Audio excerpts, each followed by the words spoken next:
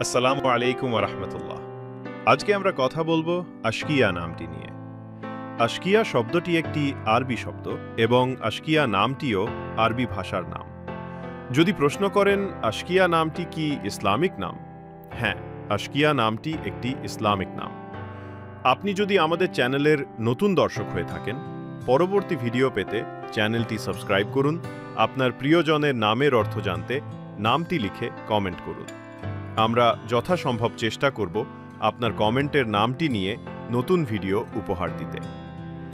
আশকিয়ার সাথে মিলিয়ে আপনি আপনার প্রিয়জনের নাম করণ করতে পারেন।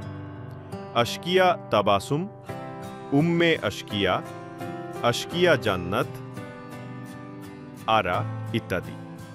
আশকিয়া শব্দের আরবি বা ইসলামিক শরিয়াত ভিত্তিক অর্থ দুঃখী, দুর্ভাগা ইত্যাদি।